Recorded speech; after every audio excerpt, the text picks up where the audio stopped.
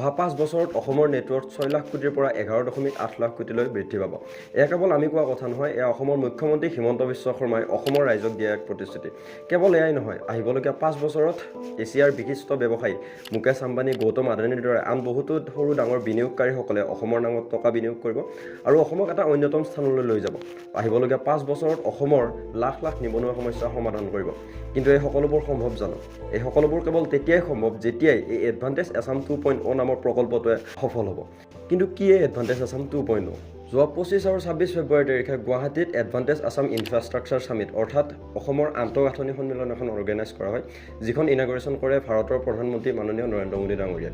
আৰু ইয়াত অসমৰেই নহয়, ভাৰতৰ বিভিন্ন প্ৰান্তৰ সৰু ডাঙৰ ব্যৱসায়ী অৰ্থাৎ বিনিয়োগকাৰীসকল উপস্থিত থাকে আৰু অসম চৰকাৰক অসমৰ নামত বিভিন্ন ধৰণে টকা বিনিয়োগ কৰাৰ প্ৰস্তাৱ আগবঢ়ায়। যোৱা 25 তাৰিখ অৰ্থাৎ প্ৰথম দিনাখনে অসম চৰকাৰে Tata power, ONGC, oil India, আদানীৰ দৰে ডাঙৰ ডাঙৰ কোম্পানীৰ পৰা 1.89 লাখ কোটি টকাৰ বিনিয়োগৰ প্ৰস্তাৱ লাভ কৰাৰ লগতে 114খনকৈ মেমৰেণ্ডাম অফ আণ্ডাৰষ্টেণ্ডিং অৰ্থাৎ MOUত ছাইন কৰে।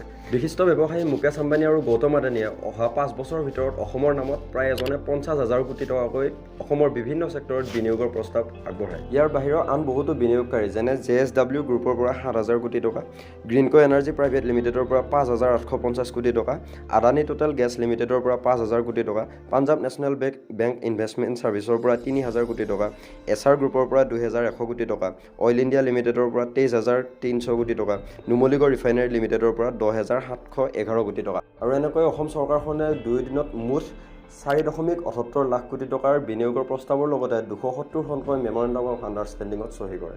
2003 চনত আমি দেখা পাইছিলোঁ যে কেনেধৰণে বৰ্তমানৰ প্ৰধানমন্ত্ৰী নৰেন্দ্ৰ মোদী ডাঙৰীয়াই ভাইব্ৰেণ্ট গুজৰাট নামৰ এখন আন্তঃগাঁথনি সন্মিলন আয়োজন কৰি বিশ্বৰ বিভিন্ন দেশৰ পৰা বিনিয়োগকাৰীসকলৰ পৰা ধন সংগ্ৰহ কৰি কিনে গুজৰাটক গোটেই ভাৰতবৰ্ষৰ ভিতৰতে এখন ৰোল মডেল ষ্টেটলৈ ৰূপান্তৰ কৰিবলৈ সক্ষম হৈছিল।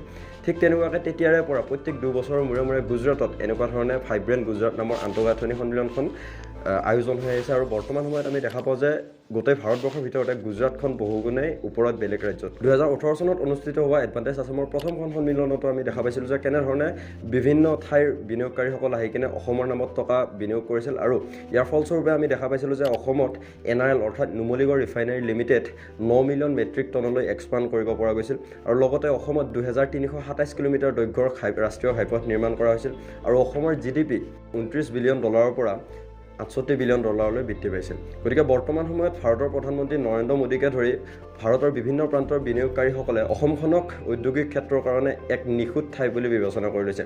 গতিকে ইয়াৰ কাৰণে তেওঁলোকে সেইকাৰণে এডভান্টেজ আছাম 2.0 নামৰ সন্মিলনখনত আহি অসমৰ নামত টকা বিনিয়োগ কৰিছে। কিন্তু ইয়াৰ বিনিময়ত অসমৰ নিবনুৱা সমস্যা কিমানখিনি কমিব, ইয়াৰ বিনিময়ত অসমখন কিমান উন্নত হ'ব, অসমত কিমান দীঘল ৰাষ্ট্ৰীয় ঘাইপথ নিৰ্মাণ হ'ব বা অসমৰ GDP কিমানৰ পৰা কিমানলৈ বৃদ্ধি পাব, এয়া আজিৰ সময়ত এক ডাঙৰ প্ৰশ্ন। এই ভিডিঅ'টি চোৱাৰ বাবে ধন্যবাদ।